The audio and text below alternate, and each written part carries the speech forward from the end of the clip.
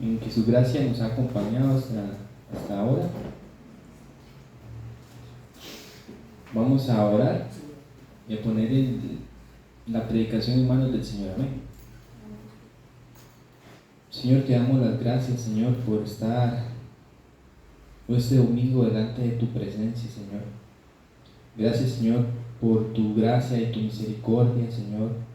Tú en tu infinita misericordia nos tienes aquí, Señor.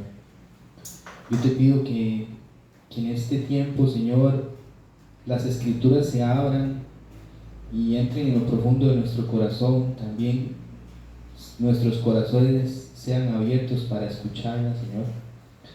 Te pedimos, Señor, que tu Espíritu haga la obra redentora, Señor, santificadora, Señor, en nosotros, Señor. Porque anhelamos ver tu gloria, ver tu rostro. Anhelamos terminar la carrera, Señor, y llegar ante tu presencia, Señor. Te damos las gracias, Señor. Te pido que me uses, Señor, como un vaso de barro, Señor, y que la gloria sea para ti. Amén. Muy bien, hermanos. Como decía el hermano Mayo, vamos cerrando la que son la serie de deberes cristianos. Entonces yo les voy a pedir que por favor me acompañen a Santiago 2, 14, 26. Me dicen amén por favor cuando lo tienen y yo leo para ustedes. Santiago 2, 14 al 26.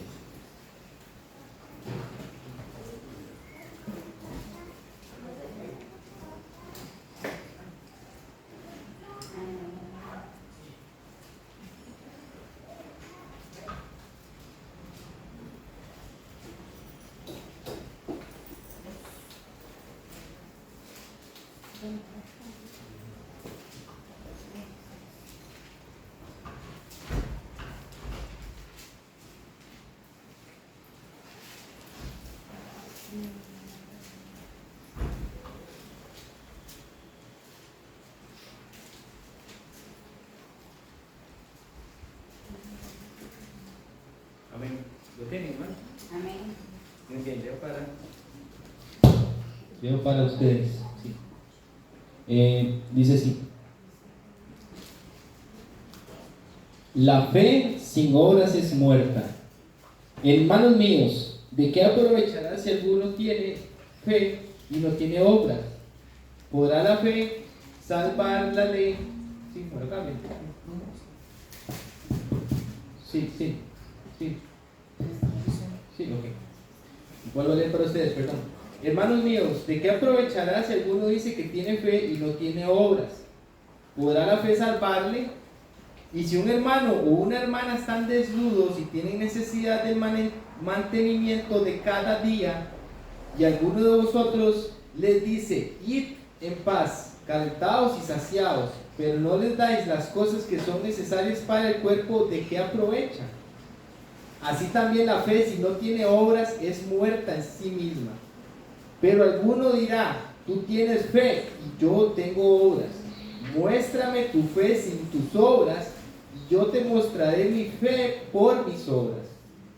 ¿Tú crees que Dios es uno? Bien haces. También los demonios creen y tiemblan. Mas, ¿quieres saber, hombre vano, que la fe sin obras es muerta? ¿No fue justificado por las obras Abraham, nuestro padre, cuando ofreció a su hijo Isaac sobre el altar? ¿No ves que la fe actuó juntamente con sus obras y que la fe se perfeccionó por las obras?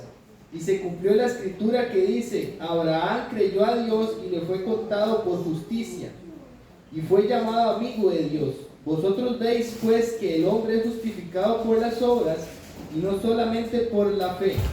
Asimismo también Rahab la ramera no fue justificada por obras cuando recibió a los mensajeros y los envió por otro camino, porque con el cuerpo sin espíritu está muerto, así también la fe sin obras está muerta. Es muy interesante porque realmente Eso es un tema que si nosotros, tal vez si estamos empezando en el Evangelio, o si estamos conociendo sobre lo que es la salvación por gracia, pero venimos a este capítulo, si no conocemos bien el contexto de la carta, podemos llegar a confundirnos, porque por un lado el apóstol Pablo nos habla que no es por obras para que nadie se gloree, sino por fe, ¿verdad? Por medio de la gracia, para que nadie se gloríe, dice el apóstol Pablo. Pero aquí nos habla el apóstol Santiago de que las obras, de que la fe sin obras es muerta. Entonces, ¿cómo llegamos a conciliar las dos perspectivas? Y para eso nosotros tenemos que adentrarnos en el contexto en que se escribió la carta. Muy bien, debemos entender algo. Bueno, el apóstol Santiago, esta carta va dirigida principalmente a un público que es a los cristianos judíos. Esta carta va dirigida principalmente a los judíos de la época. ¿Por qué? Porque lo vemos con los ejemplos que él nos muestra, y vamos a desglosar un poco la carta y vamos a adentrarnos a lo que nos enseña la escritura.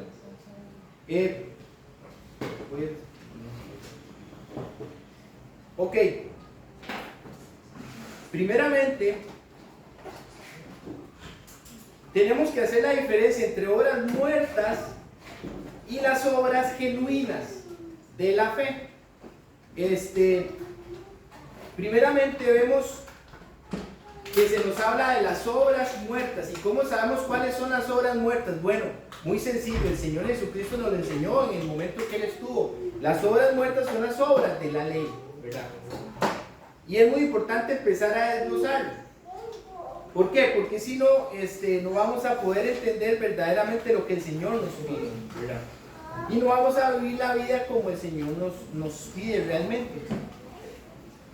Primeramente nos habla el apóstol Santiago del ejemplo de cuando los hermanos no tienen una necesidad, pero es una necesidad que nosotros podemos tomar una actitud muy religiosa, y eso es lo que pasaba en el contexto de esta iglesia, de este momento cuando se escribió esta carta. Vemos que dice que a los hermanos en la fe,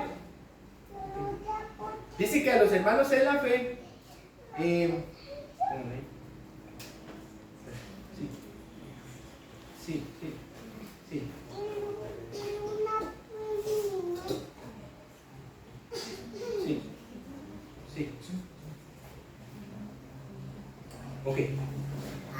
Nos habla primero de las necesidades básicas de un hermano, como son techo, abrigo y comida. Y nos habla de la manutención diaria. Es decir, aquí el apóstol Pablo nos da un ejemplo muy vívido, porque nos habla básicamente de cómo se manejaba los judíos de la época. Entonces vamos a adentrarnos a ver si en nosotros hay ese tipo de actitudes también, que el Señor las llamó como levadura, o la levadura de los fariseos. Entonces, nosotros, hermanos, el apóstol nos hace un llamado tajante a que nosotros no podemos llegar, y si vemos a un hermano en necesidad, decirle: hermano, Dios lo bendiga, varón, que Dios lo acompañe, ore, hermano.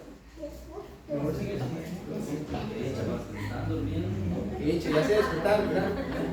Los que estaban orando. Los que estaban orando ya se despertaron. Vaya en paz, hermano, que Dios lo bendiga. Y el hermano con un problemón porque no tiene que comer. Como: ore, hermano, Dios proveerá. Así es. Santo. Bendiciones. Y esa era la actitud que la gente tomaba. Tenga fe. Y el hombre sin qué comer, probablemente perdió el trabajo por ser cristiano. Usted no puede llegar, hermano, usted no puede llegar con un hermano que perdió el trabajo por ser cristiano o por X o Y razón, y llegar y usted decirle de una fe que le crea a Dios, y cómo usted no puede ayudarle a solventar la necesidad que él tiene. Y ese es el punto que el apóstol nos quiere llevar. tenemos que entender algo, y es sobre las horas muertas. Vamos a ir a Mateo. Les voy a pedir por favor que me acompañen a Mateo para que nosotros entendamos esto. Mateo 12, 1, 8. Yo voy a leer para ustedes. Dice así. Mateo 12, 1 al 8.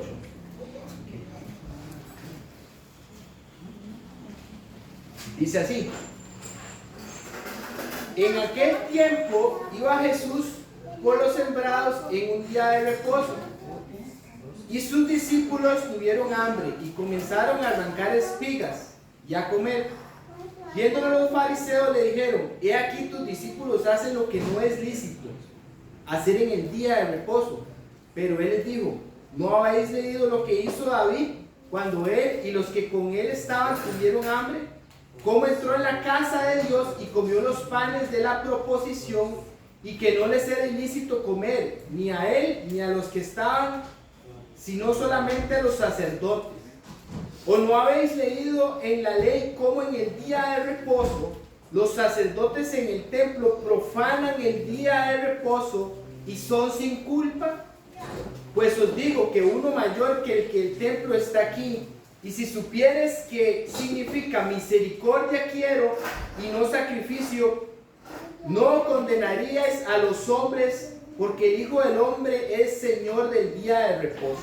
Ok, vamos a explicar exactamente la actitud que los cristianos de la carta que él habla en Santiago, era la misma actitud que tenían los fariseos en esta porción de la escritura, y es así. Primeramente vamos a ver dónde estaba el Señor Jesucristo. Dice que iba por los campos ahí tranquilo, el sábado, ¿verdad? Como era sábado, iba con los discípulos, les estaba discipulando y probablemente les hablaba del reino de los cielos mientras caminaban por los senderos o iban a ir a evangelizar por algún lado.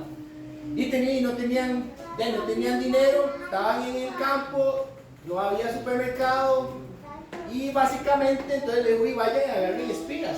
Vayan a agarren espigas y ahí comemos algo, ¿verdad? Eso les digo el Señor. Irónicamente los fariseos aparecen de la nada en la escena. Pero ¿cómo es que los fariseos aparecen así de la nada? Sí.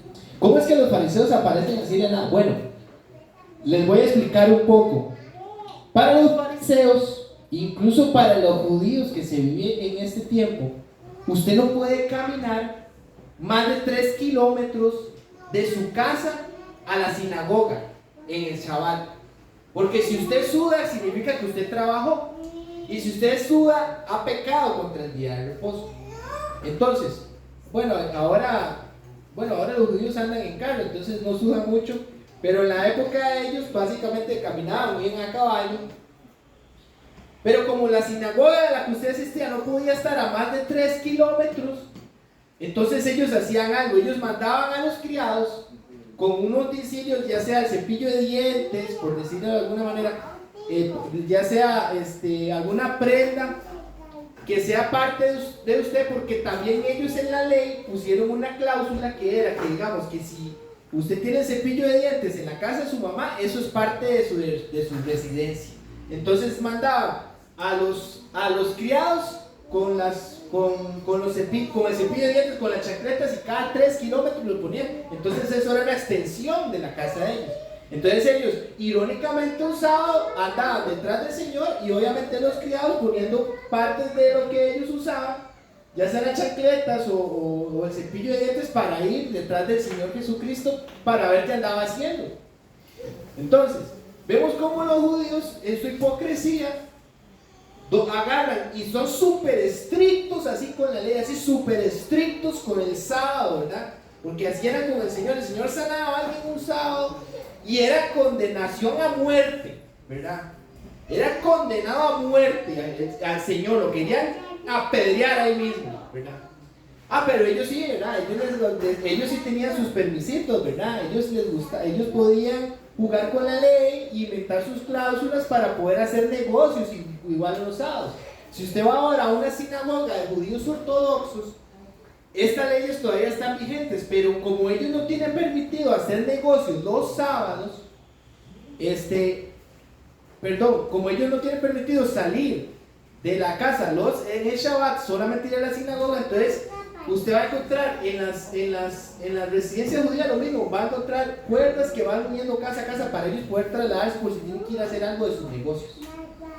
Entonces vemos cómo la hipocresía era muy grande, porque ellos ni siquiera podían guardar el sábado y le exigían a los demás guardar el sábado, y si no lo hacían los condenaban a manera de muerte, ¿verdad?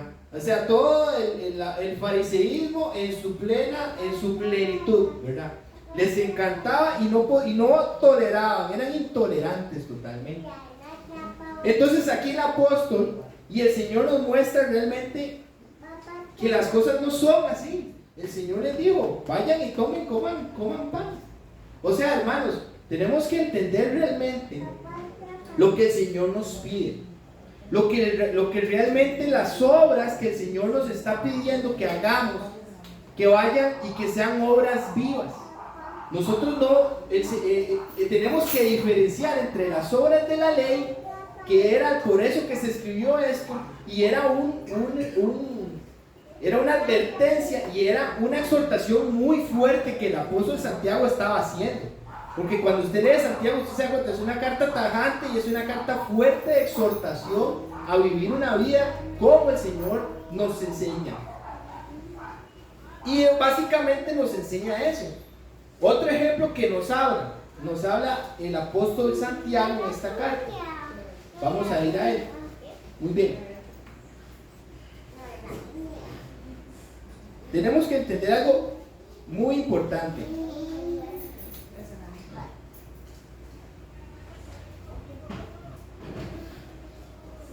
Y es esto.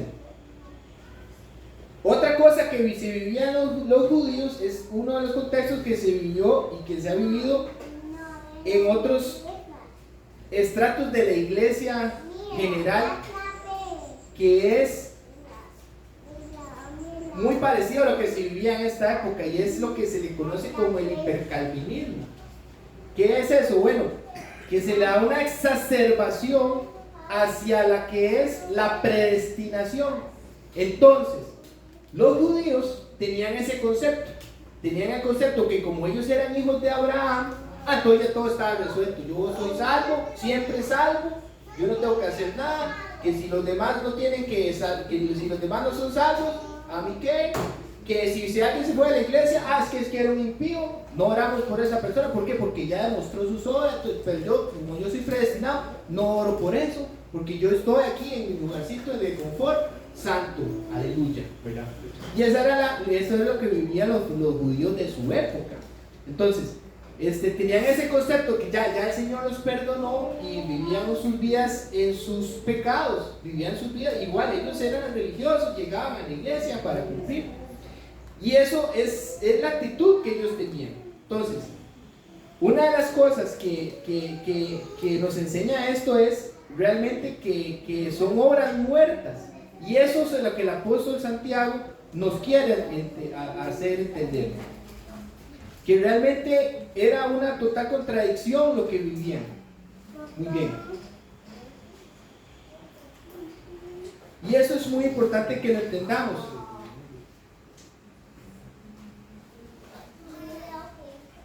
Ahora bien, vamos a hablar un poquito más de lo que es la verdadera fe y de lo que realmente el Señor quiere que nosotros vivamos. Una de las cosas que nosotros tenemos que entender es que la fe verdadera es verdaderamente comprobable. La fe verdadera es verdaderamente comprobable sin necesidad de obras, aunque suene contradictorio.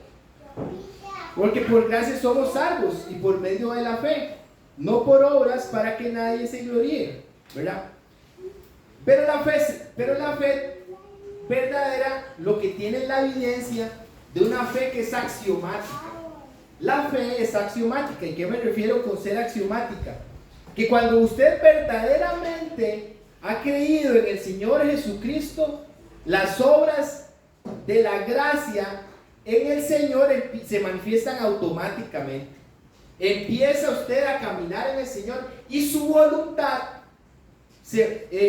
su accionar se vuelve volutivo, o mejor dicho, voluntativo. Es decir, usted ya lo hace por voluntad propia. Usted ya en su corazón, con un corazón renovado, porque ha creído en el Señor Jesucristo, porque realmente ha creído en la obra, usted obedece al llamado del Señor. Entonces ya las cosas ya no son por obligación. Ya usted no viene a la iglesia los domingos, ¿verdad? Llega temprano, ¿verdad? O llega tarde, cualquiera de las dos, y le pone un cheque que cumplió. Entonces usted no llega y dice, ya fui el domingo a la iglesia, cumplí con el Señor, un cheque, ¿verdad? Oré 20 minutos en el día, cumplí un cheque, ¿verdad? Porque pues, tenemos el concepto de, como venimos de un evangelio de obras, o independientemente de donde vinieran, que todo es por checks, como un checklist. Entonces, cumplo con Dios, y listo, y ya. A Dios orando, y como dice, que peca y reza empata, como dice, hay un dicho que dice eso. Pero las cosas no son así. No es que usted cumple con venir aquí a la iglesia, usted viene por voluntad, porque usted necesita a Cristo. Usted viene porque de verdad se goza los domingos de venir a darle la gloria a Dios. Y si usted lo está haciendo porque le dicen que venga, entonces, hermano, tiene que poner en remojo su fe, a ver si realmente su fe es verdadera o si está viviendo por obras. Hermano. Muy bien. Ok, ahora vamos a entrar a la parte importante. ¿Cuáles son las obras que evidencian la fe salvífica? Y esto es sumamente importante que lo entendamos. Las obras que realmente demuestran y dan evidencia a la fe salvífica es la piedad. La piedad, hermanos. Cuando usted demuestra que es piadoso, es la evidencia suprema, veraz y contundente de que usted es salvo. Porque realmente entiende lo que el evangelio es. Entiende que usted era un pecador, que no merecía nada, que el Señor lo salva por medio de su perfecta obra que culmina en la cruz, lo compra a usted, le da un espíritu nuevo, un corazón nuevo, usted se arrepiente, se da cuenta, trae convicción de pecado a su vida, y usted en agradecimiento de saber de lo que usted, la clase de ser humano malvado, pecador y muerto que era, que vivía en obras muertas, le da las gracias a Dios, y usted solo tiene la actitud de agradecer por ser salvo y quiere que todo el mundo se convierta. Quiere predicarle a todo el mundo cuando se convierte. Por eso cuando usted se salva, usted a todo el mundo quiere predicarle. A todo el mundo. Usted cuando usted dice, ven, esto que encontré es la perla de gran precio. Y usted realmente dice, quiero venir a la iglesia, y voy y canto. Y alaba al Señor, y independientemente si el Señor lo salvó, y usted tal vez empezó en una iglesia de falsa doctrina, pero el Señor en su misericordia lo salvó y lo sacó, y ahora lo está permitiendo escuchar este tema de la piedad. Y puede ser que nos apaguemos, es cierto, pero la piedad continúa ahí. Puede ser que usted pase por momentos difíciles y todo, pero la piedad, las evidencias de la piedad continúan ahí. Y eso es sumamente importante, porque la piedad es doctrina. La piedad es doctrina pura y cristiana, hermanos. Se llama la doctrina de la piedad y el misterio de la piedad en Cristo Jesús. La piedad y el contentamiento es un pilar de lo que es ser cristiano y caminar como cristiano. Y eso es lo que el apóstol nos está enseñando en esta carta. A tener misericordia y no juicio. Y ese es el problema que vivían los judíos. Los judíos solo les importaba, estaban tan acostumbrados a la ley, a que todo era así como un cuadrado, pero no había la gracia del Señor, que realmente, si mi hermano está en necesidad, yo tengo que ayudarle. Un judío así normal, o un cristiano así religioso, ¿qué haría? Si un hermano está en necesidad, no puedo salir porque hoy es domingo y hoy es el día de honrar al Señor. Hermano, el Señor Jesucristo caminaba aldeas a predicar a pecadores en el sábado. Sanaba a la gente los sábados. Y ahí andaba el Señor. Y esa es la verdadera obra, predicar del Evangelio, predicar y ir y ayudar a alguien que está en tribulación por causa del Evangelio, ir a ayudarle, hermano. Y eso es lo que el Señor nos llama a ser personas piadosas, a no juzgar al hermano, sino, hermano, ¿cuántos de ustedes realmente se duelen de que miembros del cuerpo de Cristo se hayan ido de esta iglesia? ¿O ustedes realmente quieren condenarlos y, ¿verdad? Que no vuelvan y que realmente se expongan al pecado, ¿verdad? ¿Cuánto hará usted por un alma que realmente se ha quebrantado de corazón porque una persona ha sido tomada por el mundo, ha sido tomada por el engaño del pecado? La palabra dice que somos un cuerpo. Si nos cortan la oreja nos duele, si nos bajamos el dedito, si pegamos el dedito gordo, como siempre, ¿verdad?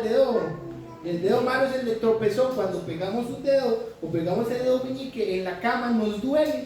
Así cuando un miembro pequeño de la iglesia está en pecado, está caído o se fue a la iglesia mal, la iglesia debe dolerle. O cuando alguien está en aflicción, la iglesia debe dolerle. Muy bien. Es muy importante, hermanos. Otra cosa que el apóstol le señala a los escritores de la carta es que le dice: muy bien, tú crees que Dios es uno, refiriéndose a lo que dice Deuteronomio, porque Él les habla a los conocedores de la ley, ¿verdad? Como dice la palabra: oye, oh Jehová, oye, oh Israel, Jehová uno es, como dice Deuteronomio. Les habla ese capítulo hablando de los judíos, ¿verdad? Pero también les dice: también los demonios creen y tiemblan. Y no solo los demonios, los musulmanes también creen que Dios es uno. Y no solo los musulmanes, los judíos, los evangélicos, los católicos, los hindúes creen en Dios. Todo el mundo cree, realmente. Hasta los gángsters, los narcos y los mafiosos creen en Dios. Son súper religiosos. La gente que está más metida en este tipo de cosas es la gente más supersticiosa y tiemblan aún así. Los gángsters tiemblan aún. Hay cosas que los gángsters y los sicarios no dicen en Semana Santa porque por más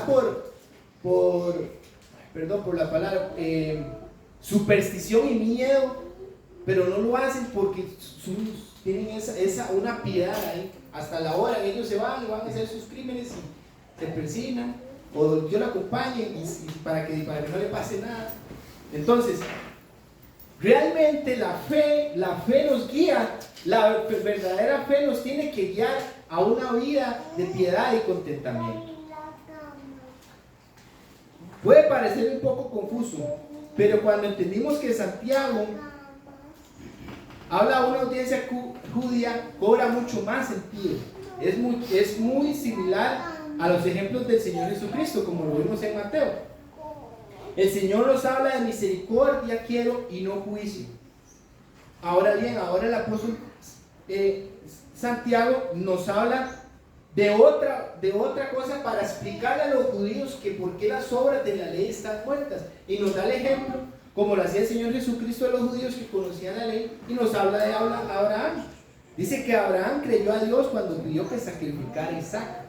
Y les da exactamente la yugular de lo que ellos creían. Porque como todos ellos se consideraban hijos de Abraham, nos habla que les dice que Abraham creyó al Señor y su fe fue axiomática. Cuando el Señor le pidió a Isaac, dice, él no dudó, él se montó, alistó los caballos, se subió a la montaña y se fue. No dudó ni un solo instante porque sabía que Dios podía resucitarlo. Y él sabía que el plan de Dios era que hubiera un sacrificio. Entonces él no dudó en dar a Isaac. Él dijo: Señor, si Isaac es el sacrificio para que la humanidad se salve, yo lo doy. Porque él no sabía quién era el Mesías en su momento. Pero él sabía que iba a venir el Mesías y sabía que se iba a sacrificar. Eso enseña la Escritura. Cuando él entrega a Isaac, él sabe que alguien tenía que pagar el precio. Y si iba a ser Isaac, él lo iba a sacrificar para que viniera la redención. Y ahí es por eso es que Dios le cree y así: no, Abraham, usted de verdad me cree. Y por eso es el padre de la fe. Y le mostró a Jesucristo en la cruz a Abraham. Eso dice las escrituras. Dice que Abraham se gozó cuando vio los días de a Jesucristo. Él se goza porque el Señor le muestra en visión, que esto creo que es lo que pudo haberlo hecho el Señor, que un día iba a venir el Mesías y que iba a morir en la cruz. Y Abraham creyó. Después de que él iba a dar a su propio hijo Isaac.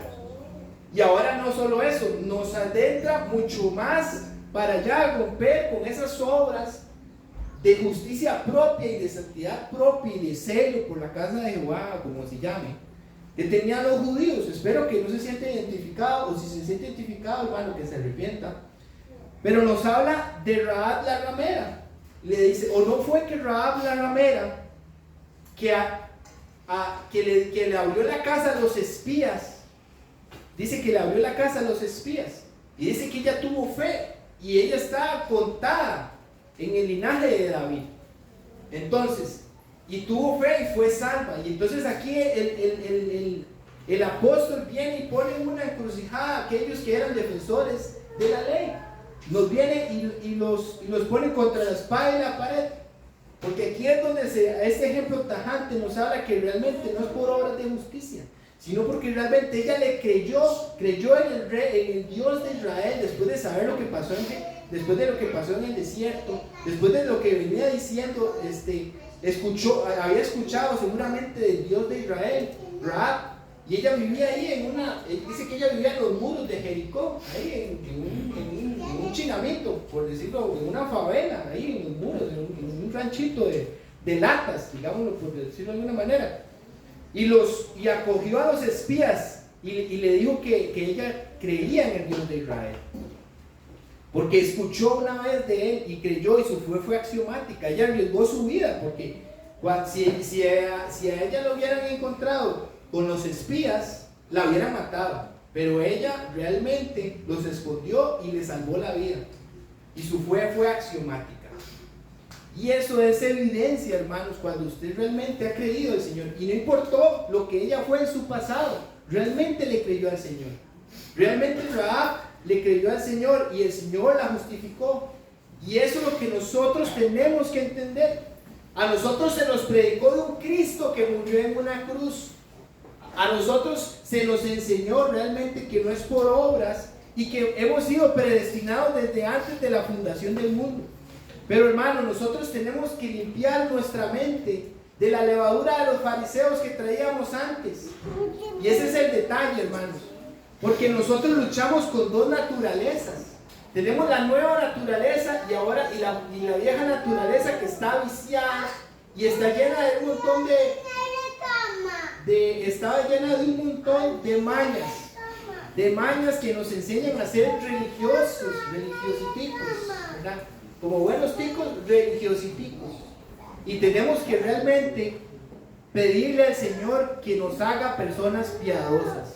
Hermanos, eso es una necesidad como cristianos, y es que entendamos verdaderamente a ser piadosos, verdaderamente a ser misericordiosos. Misericordiosos como el Señor ha sido misericordioso con nosotros. Y para eso tenemos que reconocer que hemos sido fariseos, que hemos sido hipócritas, que hemos sido verdaderamente muy hipócritas, que juzgamos al hermano, que juzgamos al prójimo y que no les predicamos realmente el evangelio y realmente no hemos orado por él. Nos enseñan a que mejor acortar por lo sano y listo para la foto y que se luche en el piso, esto, lo otro, pero no nos enseñan a realmente a doblar la rodilla y orar por aquellos que nos están persiguiendo. Vean la oración de Esteban cuando él muere apedreado. Yo me imagino que él vio a Pablo y lo vio a los ojos de largo y dijo, porque imagínense, Esteban venía de ver la gloria de Dios. El hombre vio a Pablo y cuando dijo, Señor, no tomes en cuenta este pecado, probablemente estaba viendo a Pablo. Probablemente dijo, Señor, perdónalo y sálvalo como me lo has mostrado. Probablemente esa fue la última oración de Esteban y dio fruto. Y Pablo se convirtió. Hermano, así es, ese es el llamado que el Señor nos hace. Aquellos que nos persiguen, que nos ultrajan, que nos maldicen, verlo que el Señor nos permita orar por aquellos, porque no sabemos quiénes van a ser salvos. El Señor nos lo ha revelado. Y si damos frutos después de piedad, gloria a Dios. Y que si nuestros frutos lo van a demostrar, porque así enseña la Escritura. Pero debemos orar por aquellos que aún no han encontrado el Evangelio. Debemos orar por aquellos que están en oscuridad y tener misericordia. Vean la misericordia de Dios tan grande que Él bajó del cielo. Bajó del cielo por nosotros. Y hay hermanos que están perdidos. Debemos orar, hermanos.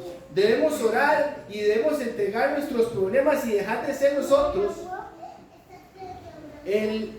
lo principal en el Evangelio y ponerlo verdaderamente real, que es Cristo. Ponerlo verdaderamente lo verdaderamente importante y centralizado del Evangelio, que es Cristo y su obra. Y que nosotros nos hagamos un lado. Oremos, hermanos, por eso, para que realmente nosotros seamos piadosos, que lo entendamos, que el Señor, como dice su palabra, pidamos sabiduría al Señor y que Él nos revele lo que es ser piadosos. Amén. Pregunta: ¿cuántas veces alguien te ha pedido un favor y se lo has negado, un hermano en la fe? Porque no es digno, porque no tienes tiempo o porque no quieres comprometerte.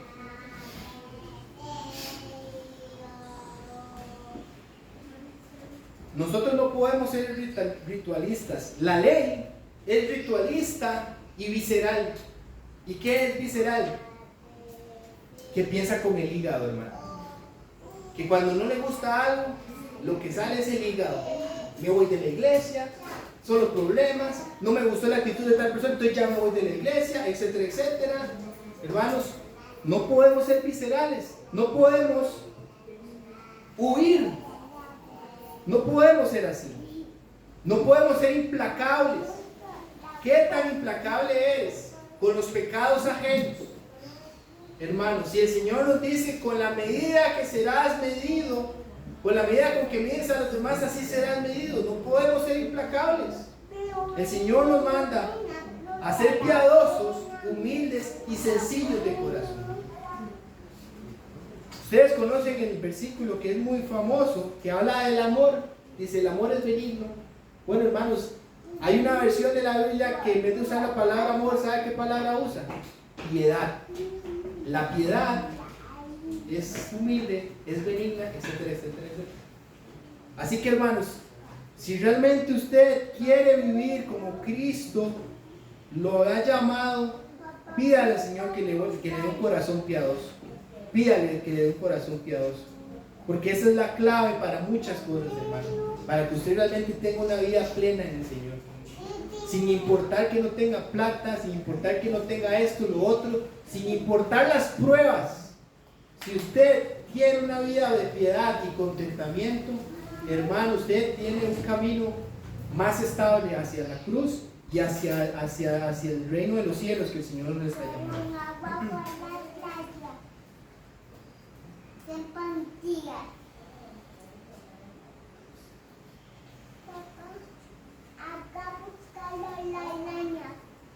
Muy bien, hermanos. Muchas gracias por escucharme. Vamos a orar y vamos a poner esta predicación en las manos del Señor. Señor Jesucristo, bendito es tu nombre, Señor. Señor, yo sé que tú nos llamas a ser piadosos, Señor. Pero, Señor, también sabemos, cuando nos vemos a nosotros mismos, Dios, sabemos lo difícil que es esto, Señor. Sabemos que es prácticamente imposible por nuestras fuerzas, Señor. Por eso yo te pido que en tu gracia bendigas a esta iglesia y a mis personas con entender la doctrina de la piedad de Cristo, Señor. Con entender las obras verdaderas de salvación, Señor, que son conforme a la piedad, Señor. Dios, danos un corazón misericordioso y ayúdanos, Señor, a comprometernos con el reino de los cielos, Señor. Señor, ayúdanos a realmente dejar las diferencias atrás como iglesia y ver a Jesucristo en la cruz, Señor. Santifícanos en tu palabra, Dios, y danos, Señor, ese corazón y esa piedad que nos enseña tu Escritura, Señor, para que muchos para que muchos vean el amor que hay en nosotros y deseen a Cristo, Señor. En el nombre de Jesús, Señor, te doy la honra y la gloria. Amén, amén. Muchas gracias, hermano.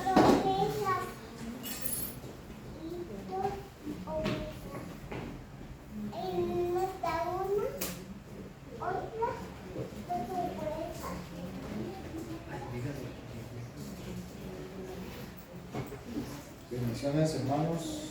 Sí. Le damos gracias al Señor por una palabra tan edificante y tan exhortativa. Que el Señor se glorifique en cada uno de nosotros y nos permita seguir caminando hacia Él. Vamos a orar y vamos a presentar la comida delante del Señor para cerrar el culto, pero no sin antes recordar que la próxima semana tenemos reunión de jóvenes, ¿verdad? Dios mediante estaremos ahí.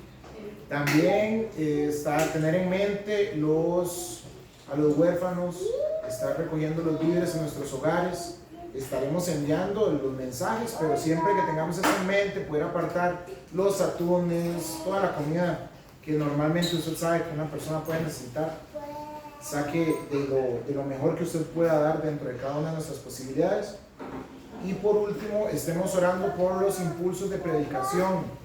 Gracias a Dios se ha continuado predicando en la barbería. El Señor se está glorificando en esa área. Las personas están siendo bendecidas con la palabra del Señor. Y siempre hay público diferente, además de los 4 feligreses de siempre, ¿verdad? Los barberos están recibiendo la palabra del Señor y siempre hay alguien diferente en las sillas. Entonces es un muy hermoso lugar. Entonces que el Señor se glorifique y que traiga a las personas a esta congregación o las lleve a otras congregaciones de sana doctrina. Eso es lo que oramos, ¿verdad? Que el Señor los lleve a lugares donde puedan crecer. Amén. Vamos a presentar este culto delante del Señor. Oremos. Señor, te damos gracias porque tu palabra ha venido a nuestras vidas, Señor. Te pedimos que ella dé fruto, Señor, que crezca, Señor, que encuentre en nosotros una tierra fértil, una tierra llena del poder de tu arrepentimiento, del deseo de cambiar para ti, Señor, para agradarte a ti, para amarte a ti, Señor. Te ponemos en tus manos las actividades entre semanas, Señor, que en todo lo que nosotros hagamos te podamos dar gloria, Señor. Te pedimos, Señor, que nos permitas afrontar las necesidades, las situaciones del cada día, Señor, y que podamos brillar dándole gloria a Cristo, Señor. Que podamos sobrellevar las cargas y que podamos llevar toda felicidad, toda victoria a los pies de Cristo, Señor. Lo oramos en el nombre de Jesús. Amén y amén. Hermanos, recuerden poner los papelitos de las peticiones en el cofre que está aquí al frente. Y si nos pueden ayudar con un fresco o con unas papas, sería muy, muy útil. Muchísimas gracias.